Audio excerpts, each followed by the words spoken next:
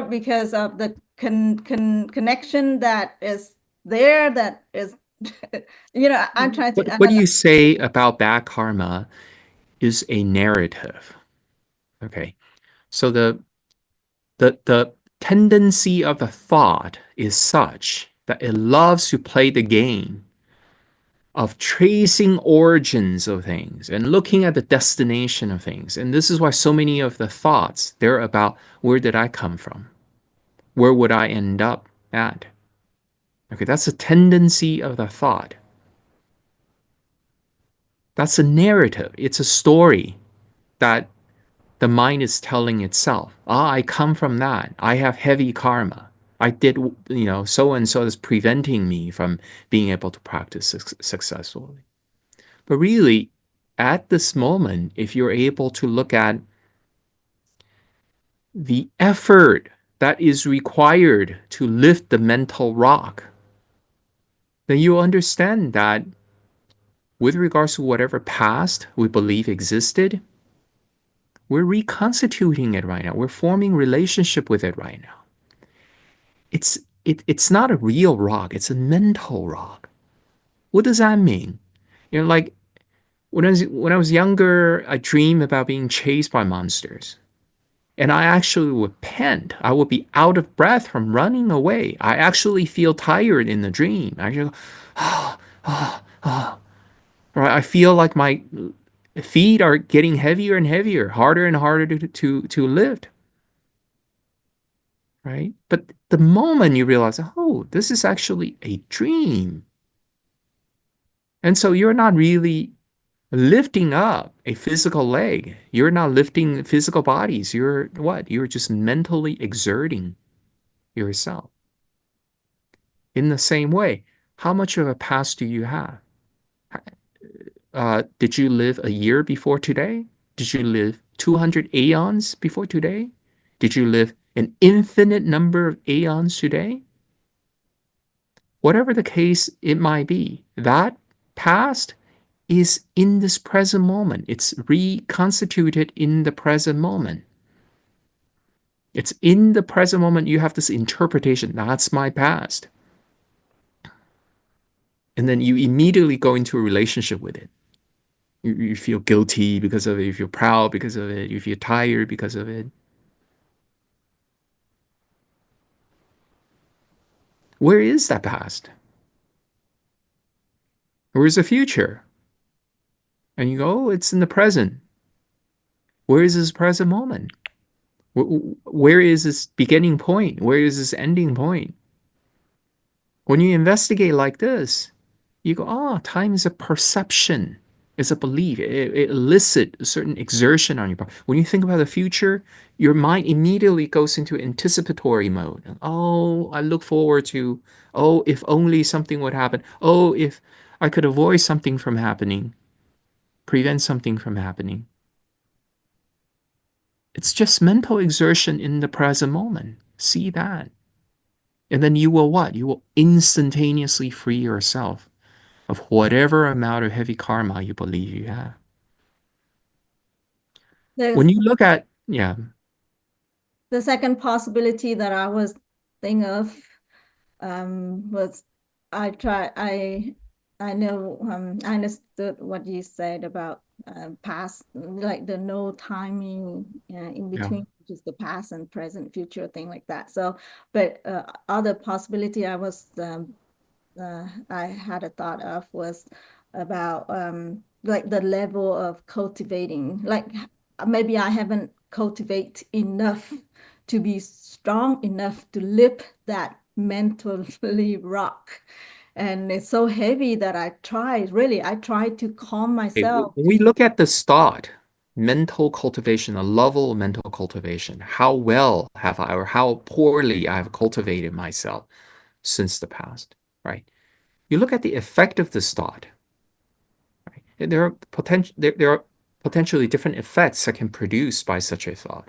One potential effect it will produce is you go, oh, I have not been cultivating very well.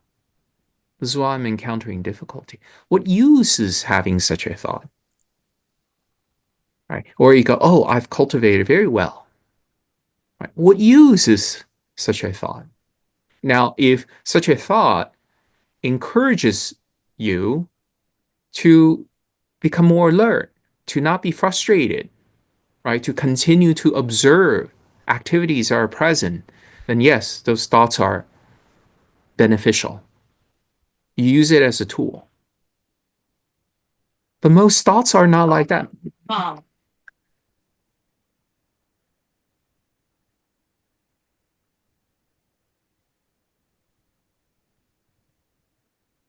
Most thoughts are just distractions. They are just a sign of restlessness.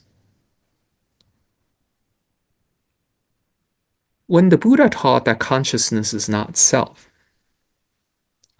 he is just not saying that, oh, your consciousness is not yourself. Your consciousness is impermanent. He's really saying that when you look at the stream of consciousness, it's almost like looking at a stranger's consciousness.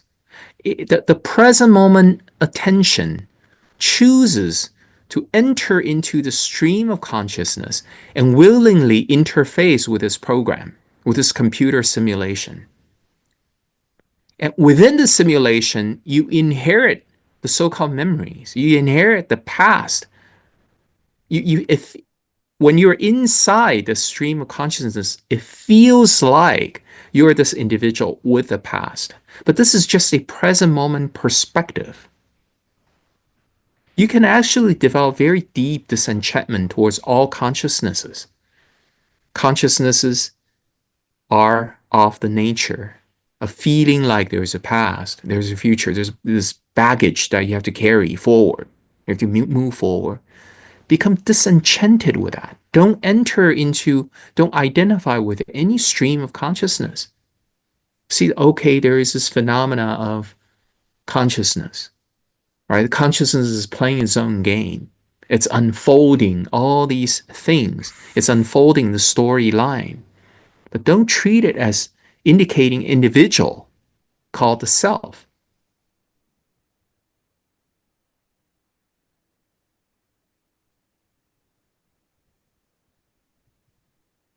Just come back to the present. What is the activities here?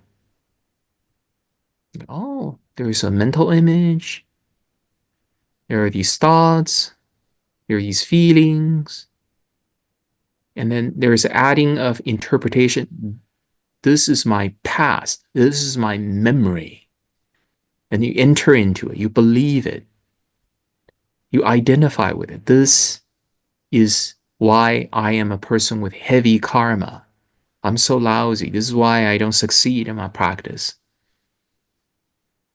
You see, what is the present moment activity? What are you doing to pick up that memory? To treat it as your own. Instead, look at it as just fleeting images, fleeting feelings, belonging to no one, belonging to a stranger. And the present moment attention has mistaken a stranger's memory to be your own.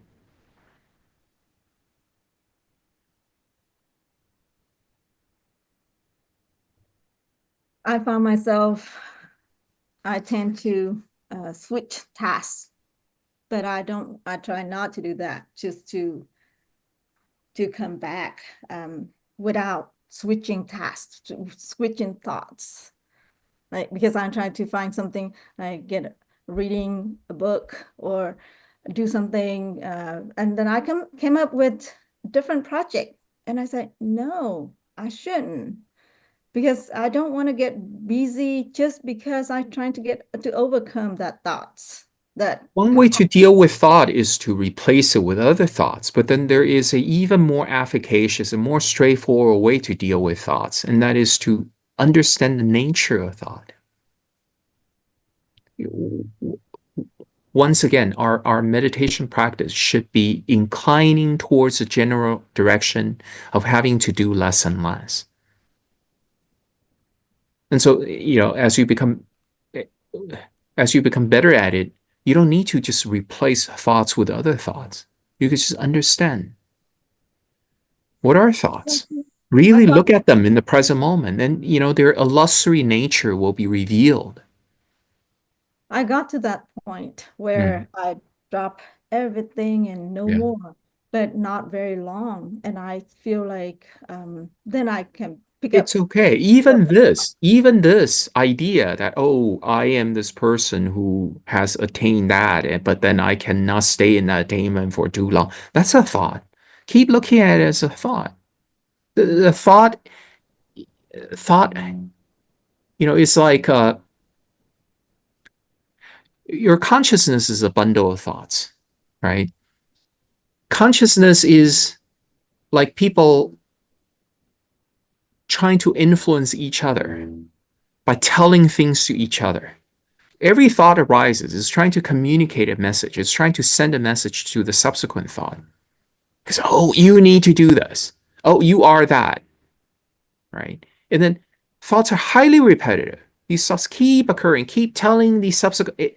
The individual thoughts are compulsively trying to replicate, trying to pass down some message, trying to um, spread the influence.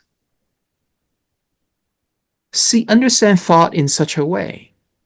Don't get involved in that compulsion. Don't be the person who is involved in the process and helping in spreading the message.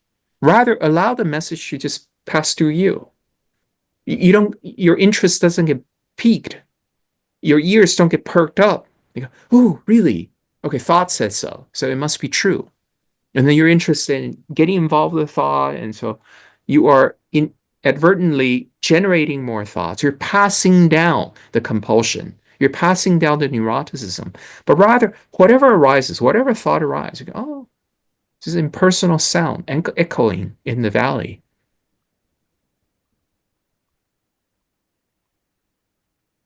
Allow yourself to rest in silence for long periods of time, or with high frequency at least, where you don't believe in a thought arise. Okay, fine. Sometimes thoughts are useful, right? But then we have this open attitude. Oh, is that it? Is that the case? When a thought tells you something, oh, Venerable Amy is well cultivated. Venerable Amy is poorly cultivated. Oh, is that so? That's it. You just feel its fleeting presence, thoroughly penetrate its illusory nature. You cannot capture a thought. It is just a transmission of an influence, a transmission of a neurotic tendency, a transmission of a compulsive tendency, and that's it. Notice how that is in the present moment. When you're no longer swayed by thought, then you realize that Nibbanic peace is so close,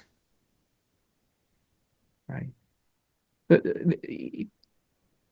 It's a thought that keeps telling you, keeps reminding you 1,000 times repetitively, you are Venerable Amy. You are Venerable Amy. You are poorly cultivated. You're far away from liberation. When in fact, you're buying into these thoughts is the only difference between you and an arahant. It's the only difference. An arahant is not a better looking individual with more talents, holier. And it's not that. It's just, there's an absence of the tendency to buy into thoughts.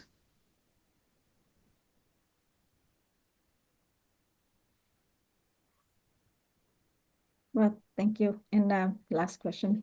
When we say we learn from someone, so do you say from mind, body, speech, mind, body, or speech, mind, action? Between the word You're body talking and about the three modes of karma, yes. so is it speech, mind, speech, mind, body, or speech, mind, action? Yeah, you know, if you call it action, then you seem to be suggesting that mental activities are not action, right? So maybe it's better to call it, there's mental activity, there's verbal activity, and then there's physical activity, right? Wouldn't that be a better way of differentiating the three, as opposed to calling the third one just action? Mental, you say mental Mental, verbal, and physical activities. activity. Yeah. That's but like when we learn from someone, then we say we learn from their mental, verbal, um, and the third one you say action activity. No, physic, uh, Physical activities? physical Yeah. activity. But when we learn from they say, oh, I'm not only learn from you verbally, but learn from body and mind or action and mind. You know those three. In I don't know, in Vietnamese we say, oh, when we learn from the teacher, we are not only learning from just word, just the Yeah, teaching, but because from a mind as teacher well. is supposed to be an embodiment of the Dharma, Mhm. right? In many different ways. So he is not just a verbal commentator on the Dhamma. He is supposed to be a living embodiment of the Dhamma. Right, right. So, And sometimes without speech, you are able to bask in the serene presence of right, that right. person. So that's I'm You, trying you to could find you the word could for that. feel that um, whatever is motivating that person's action, the action is not motivated by the three poisons. So action, speech, and mind. I don't see how that's related to what we're talking about. In any case, now you're switching to a different topic, which is called the three modes of activities. The three modes of activities are mental, verbal, and physical. Oh no, I remember now. Intention. Maybe not mind, but intention. Like we learn from it because in Vietnamese we have like my teacher I always think said, you're mixing up quite a few different categories. If you're talking about intention, you're talking about uh, uh, chitta, sankhara, and I'm sorry, chitta, chetana, and vijnana, right? 心意识 in Chinese. Otherwise, when it comes to the three modes of activities, we don't include intention. At least that's not how the third one is labeled. The third one is labeled mental activity. so like when a teacher pass along the teaching, they can speak or they can do by action Right? or by mental or so what that's called. Right? What do you But mean? What's that not called? doing, not Mental speak, activity. not talk, not by talking, and not by doing action, but they can do by mindset. Rarely can you learn from someone via mind, via their mental activity. Very rarely. Unless you have the ability to mind read. No, no, as the teacher trying to teach others, then they have that intention to teach. Yeah, either through physical embodiment or through verbal teaching. Oh, but not by the third one Unless you could do my reading. because in Vietnamese we do have the three is like You're the talking about the three modes of activities. And by the way, I'm not sure why this is very important. Such categorization. Yeah. okay. Well, we can just Yeah. pass that. Because I'm just trying to do to convert it in Vietnamese in English. So when I talk, because I work a lot with youth, and I If you know the kanji, if you know the Chinese characters, I will be able to tell you. I don't read Vietnamese at all, so yeah, I cannot. Yeah, but if you know the Chinese characters, I'll be able to translate them for sure. Yeah. Mm. thank you. Okay. That's what I have. Thank you. Mm.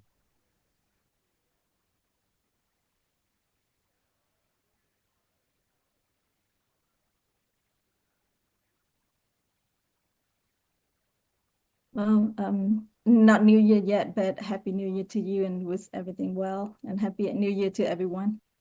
Thank you very much, Farewell, Amy. Mhm. Our school is one of the few schools that actually observes Lunar New Year. And it's really Mhm. great. We don't have school tomorrow and the day after. Yeah. Lately, I feel like really I don't have any preference. Just I do it because I'm in that situation, in that position, have to do it. But either way, with me, fine.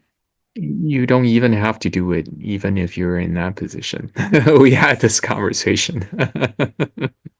Well, Yeah. I have a tendency to take back my temple responsibility. So it's another story. But Yeah. oh well, I'll talk to you later. Thank Thank you. Bye bye. you.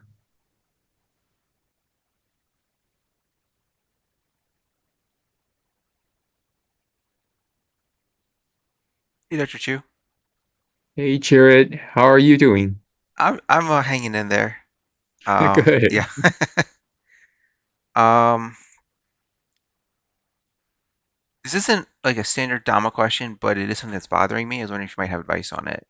So I started going back to school taking graduate chemistry class, and I just feel this really strong pressure to do well, and then it's like it's hard for me to focus. Yeah. And I don't know if you had any advice for like ways to relax or like take it less seriously while still doing a good job. Yeah. Okay. So, actually, this discussion we just had this past weekend, which was about how a person's ability to learn is really gravely undermined by fear, by tension, and so forth. Okay. So if you could, with high frequency, even with short duration, learn to relax yourself, it will go a long way in improving one's concentration. We oftentimes have learning difficulty because for us, learning is just painful. Learning is no fun.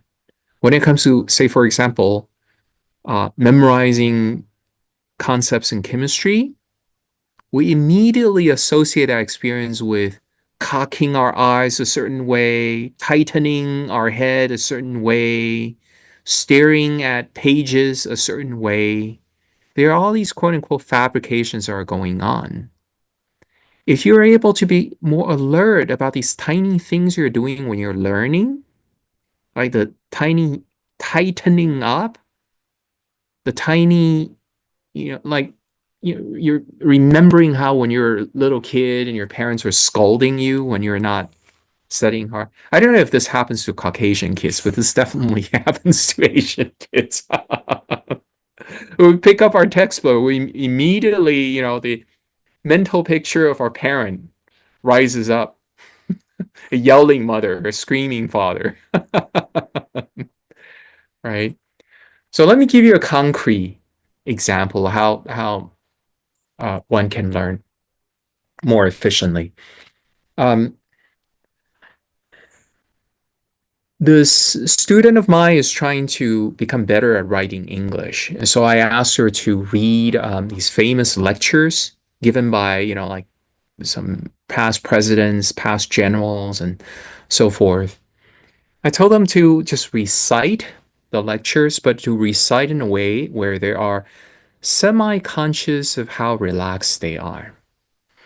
So if they're just reciting these lectures without the intention, oh, I need to commit this to memory. Oh, I need to understand everything. You let go of as much tension as you can. You let go of as much compulsive control as you can, but just allow those speeches to run through you again and again repetitively. Every time you recite, you're enjoying the cadence, you're feeling how relaxed your body is.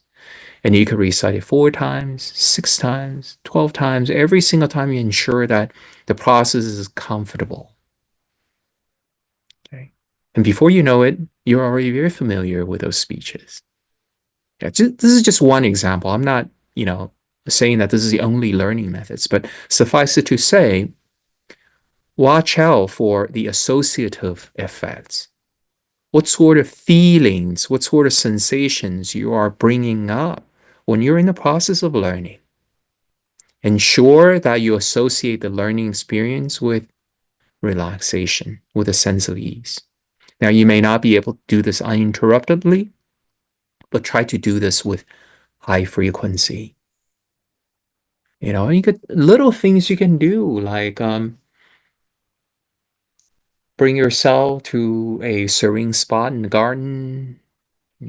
If you have time, prepare yourself a little teapot. So there's this holistic experience of, you know, sitting in the fragrance of tea while learning, seeing how unhurried you feel when you're learning something. And I understand that as a student, you frequently have to meet deadlines and so forth, but you can learn to do so all the while being mindfully ridding off unnecessary tensions in the body.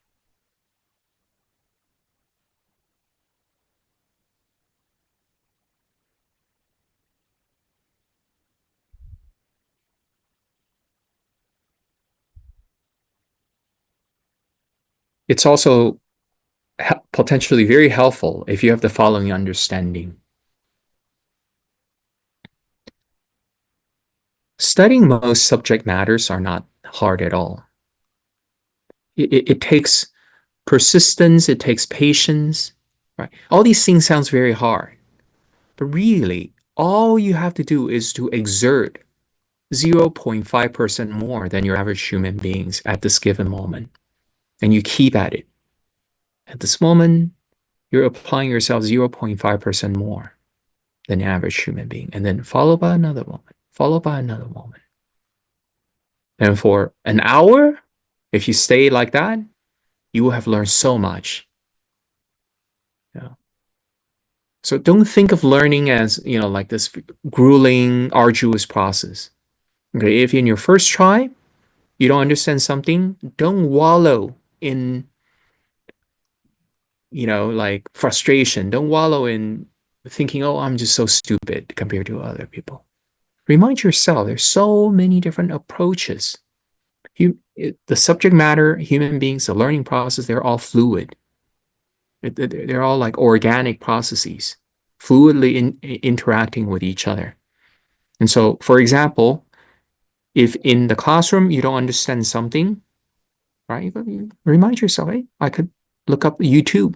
There are other instructors explaining the same idea in completely different angles. Right? I'm going to take my time and be willing to ask, be willing to look things up. I have, if this approach, this particular angle doesn't help me understand, I will take another angle. I am resilient. I am resourceful. So that you're better at staying relaxed throughout the learning process.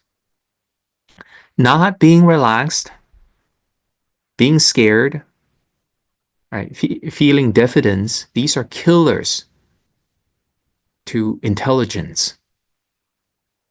We're not born with great differences in intelligence. It's at this particular moment, do you know how to more efficiently explore? Do you know how to more efficiently absorb and play with this information? If you could do it just, like a little better at this moment, followed by another moment, followed by another moment. Before you know it, you've already mastered subject matter. Especially living in America, I have to say, this is such a comfortable, affluent, privileged country. It doesn't take much for you to become a gainful and like highly sought after expert on something. You just have to be, once again, consistently 0.5% more diligent than your average Americans. And you will become like a hotly sought after, engineer or I don't know, like professor or expert on something. And you know, it's not that hard to make a living for oneself in this country. Remind yourself that I have resources, I have recourse, many different approaches, and I'm going to be okay. So long that I don't just let myself go completely, just abandon myself. There will be many, many, many, many ways for me to bounce back Many, many, many different ways for me to adapt.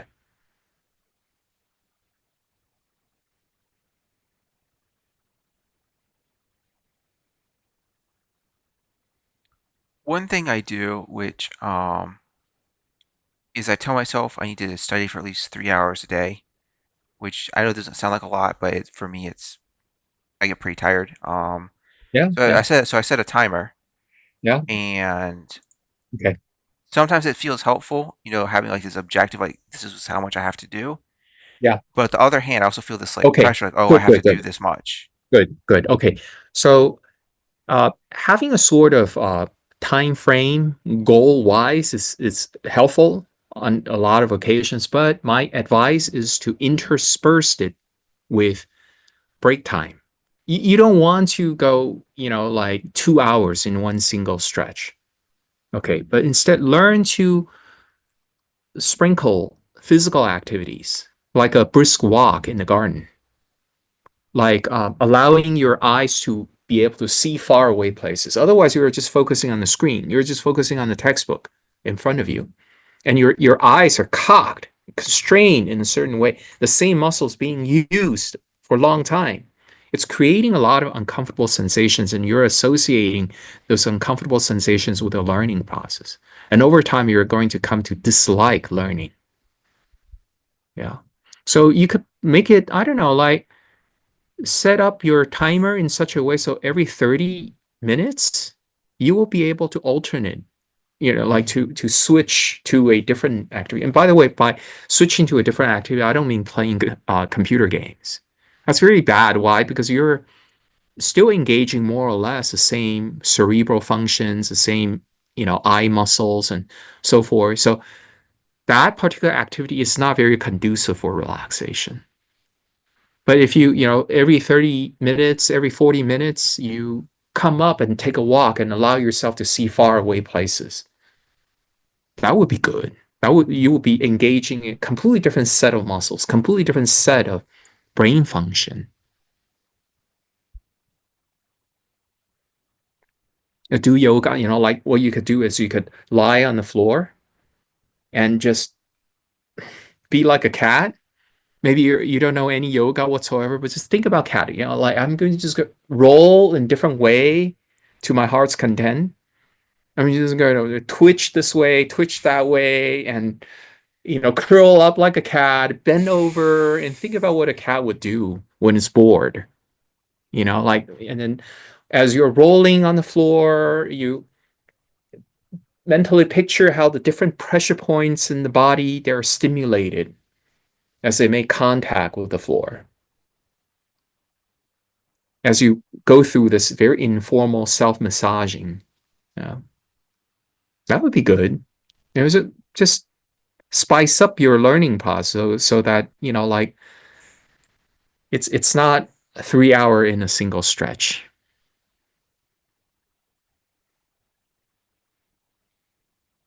Depending on your personal temperament, depending on the nature of the subject matter you're studying, a single stretch can be however long or short. It can be 15 minutes.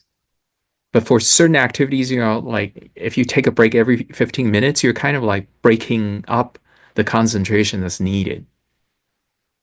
So it may take you longer, 30 minutes, 45 minutes. Typically, you don't want to be in a sedentary mode for longer than an hour. That's usually just not good.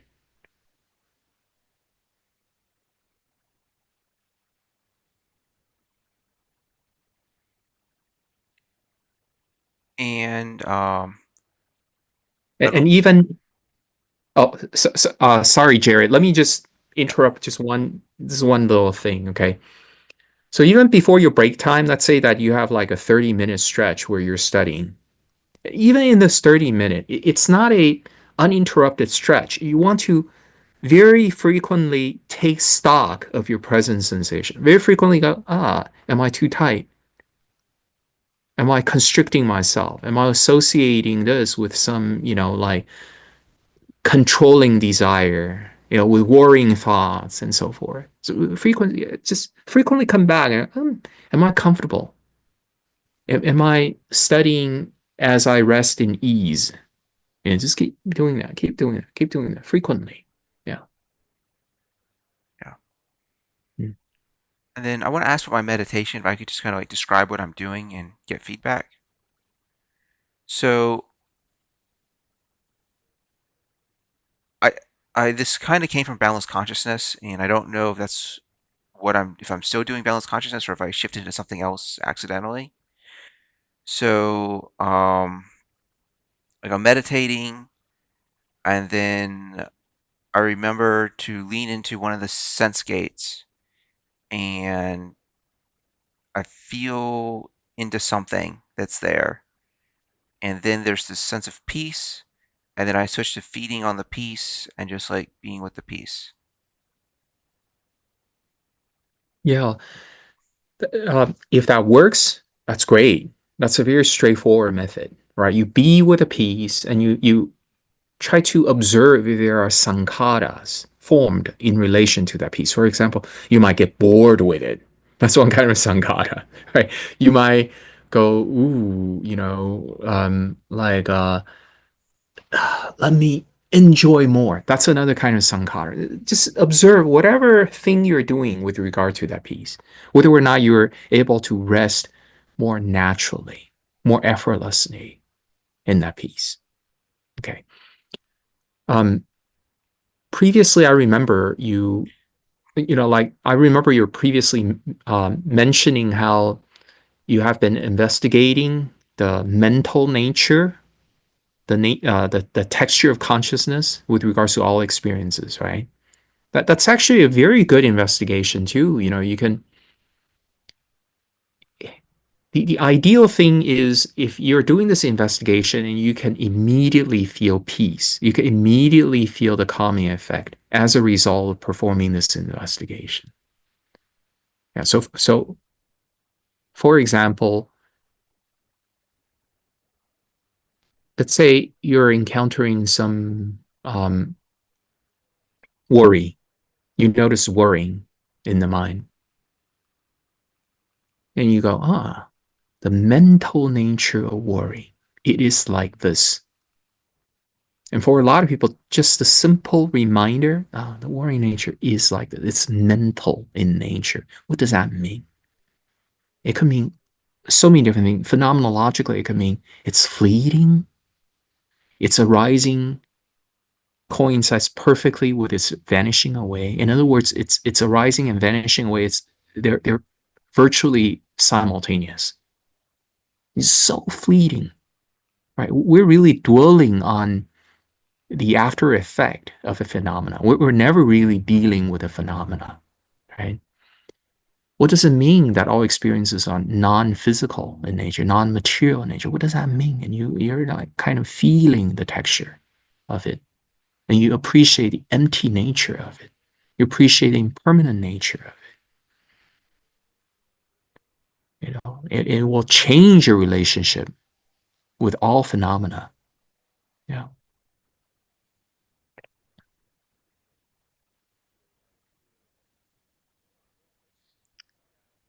Yeah, with what I'm doing, I just can't tell if I'm investigating consciousness and it's so quick that the piece comes up that I don't like notice it, or if I'm just doing a different practice.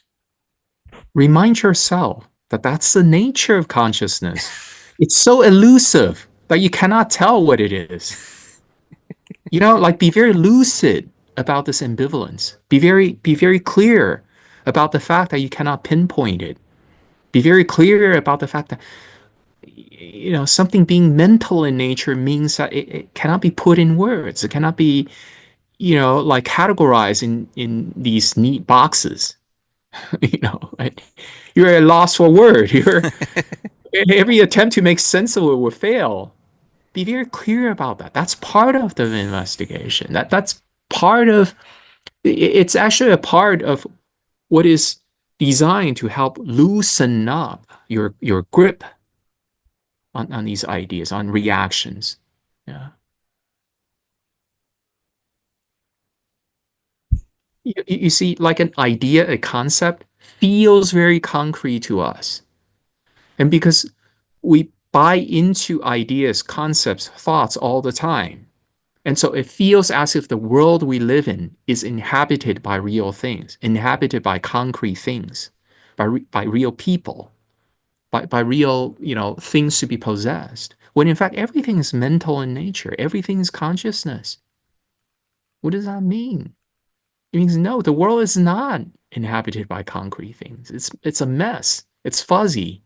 It's amorphous. It's only when we think we use these shorthands we're familiar with, called thoughts, called symbols, called concepts. They seem neat. But even the individual concepts, when you really analyze them, when you really scrutinize them, when you scrutinize a thought, when you scrutinize a concept, their illusoriness, their emptiness will be revealed. What does it mean to have thought a thought? I'm sure a thought just happened, but what is it? I cannot say.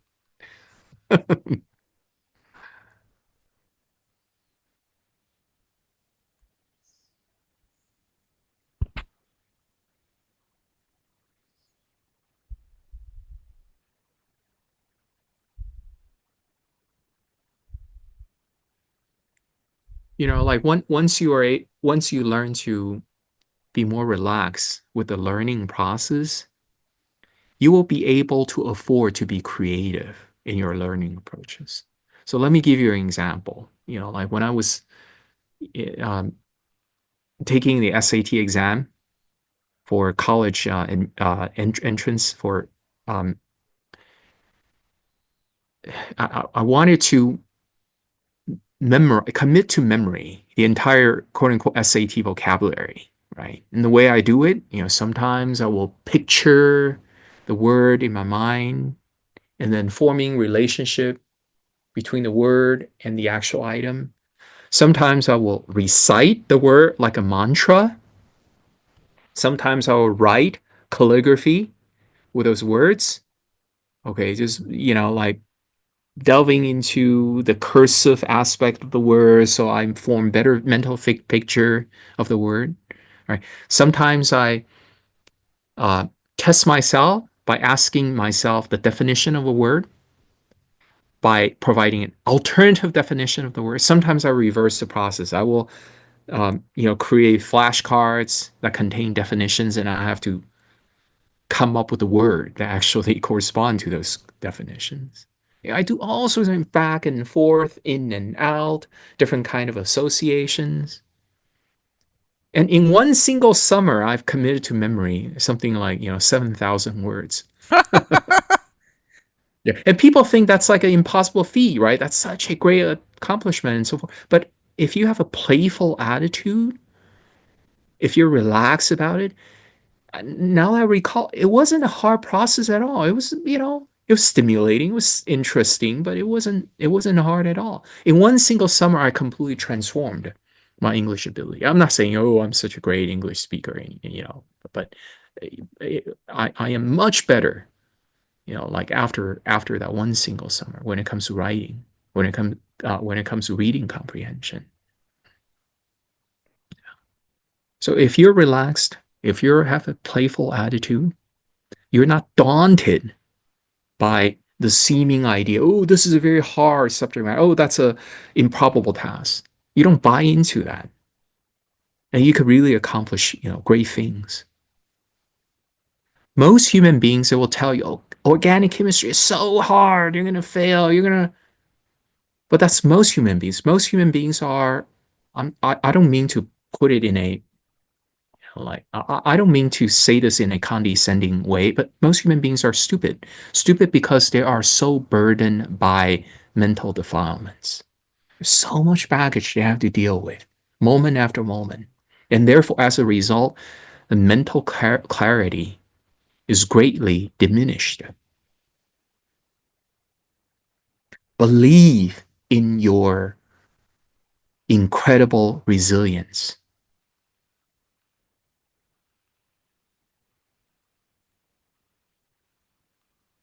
If you don't understand something, it's okay. Don't dwell on, oh, all these other students in the classroom, they're smarter than me. Don't dwell in such thought. Don't buy into that. We could be temporarily dense. We could be temporarily obscure, but we could bounce right back. Trust that there are different approaches, different angles. If by providing you with this analogy, the teacher is not able to illuminate the idea for you, ask him or her to give you another analogy. Be very humble about it. Be unabashed in asking questions. Be tireless in looking up resources on your own. Go to YouTube. Go find a tutor. Go talk to a few tutors and see how your personal chemistry is like with each one of them. You know?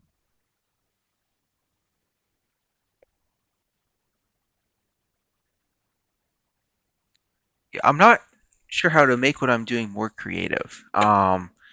So we do a lab experiment, and then I have to read, these journal articles about the this technology, and then write a report. So it just seems Okay. kind of like So linear. here is just a tentative procedure you may consider following. Okay, I'm not saying this is absolute, but for me personally, let me give you an example. I would tackle.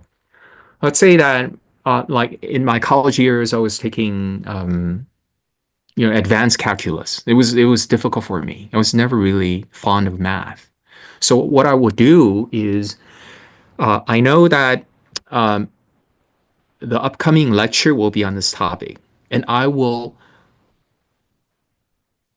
read on this topic using a different textbook. In other words, I want to be exposed to different pedagogies. I want to be exposed to different ways of explaining the same idea. So this is before the lecture.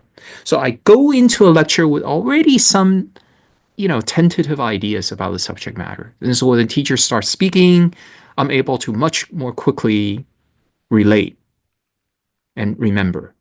Okay. And then after the lecture, I will, I don't know, read another source on the same subject matter, be exposed to still a different way. Okay.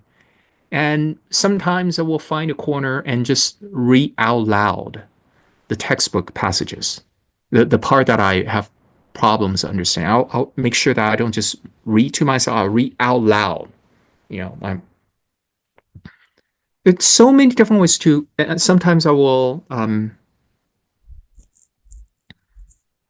just interact with the smarter students, people who are more on top of their game, and just ask for their opinions. Sometimes they're able to come up with explanations that are just um, off the field, like something you don't expect, but yet are very helpful. Yeah, that's what I mean by creative, Mhm. being creative. Um, Nowadays, we're blessed with things like YouTube, these online resources. Right? You come across a subject matter you're not sure of, like a section in your textbook that you're not familiar with, you could almost always find something on the YouTube.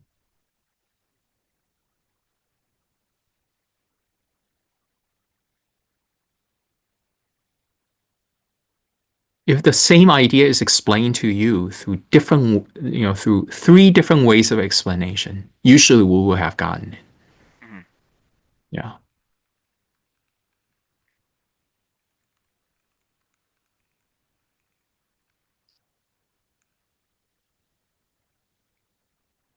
Another thing is, when you interact with your tutor, right? Like really have lively conversation with the tutor. Like ask a lot of difficult question and make fun of the situation and go, I know my learning style is very peculiar, but then the way to help me remember is to have these lively debates with my tutor, even though I may sound very stupid. I'm not nearly good enough to be debating with you on the subject matter, but this is just my style. Please put up with me. Like stuff like that. And just annoy the heck out of that person. Okay, why is it so? And the person goes XYZ. Why XYZ? Because of ABC. Why ABC? Right?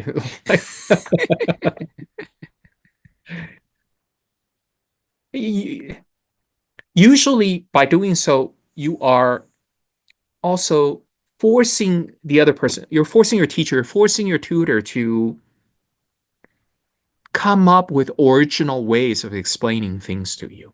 And they might surprise themselves. A lot of times, teachers just fall back on rhetorics that they're familiar with. But then when they're pegged by you, when they're pressured by you, they feel like the earnestness on your part. And they feel like they want to try harder to come up with a better analogy, to come up with a better anecdote, to come up with a better conceptual model, so forth. Yeah. And I'm not giving you absolutes. I'm just giving you examples, right? The most important thing is to stay relaxed. Don't allow hindrances to enter into your mind so that you could remain playful. You could potentially find it fun. Even if you don't find it fun, at least it's not a painful experience for you.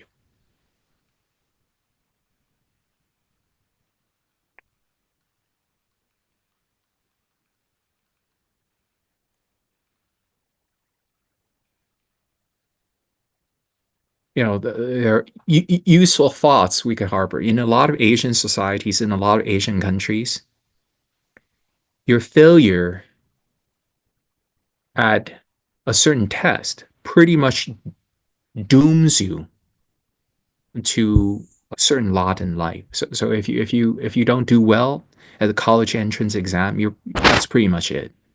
But here in America, everything is so flexible. I've seen 50-year-olds, former dropouts from high school. They decided, they had enough with the work they had. They wanted to go back to school. They could reinvent themselves. They can, you can go into a nursing program at any age you want, pretty much, for as long as you have the motivation to study, right, to learn. Or you can get into engineering program anytime you want. You can, so we remind ourselves of the great flexibility that's afforded us in our present blessed environment. So we could take our time. We're just going to be unflagging. We're just going to, never succumb to frustration. Always, we're just going to find a way to bounce back, bounce back, bounce back. We're also cultivating kind of spiritual discipline too, right? We're cultivating persistence. We're cultivating patience. Remind yourself of that. So it's not just for the school. It's also for our practice. It's for our character development. It's a when you are developing patience, when you're developing persistence, enjoy that process. Encourage yourself. You go, this is good for me. I love it. I love it. I'm prepared to fail 100 times. And I'm also prepared to, at the 100th time I'm failing, to stand right back, to bounce right back. I'm just going to be like this, just tenacious.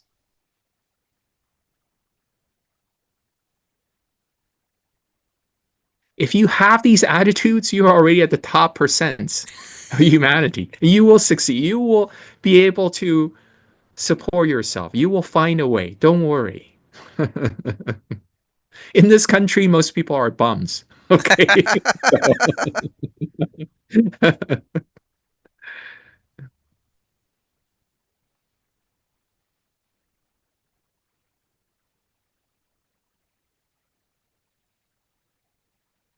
Okay, so it's at 1:30 already. If there's not anything pressing, we could see each other later some other time. Is All that right. okay? Thank you, Dr. Chu. Okay, please take care, people. Bye bye.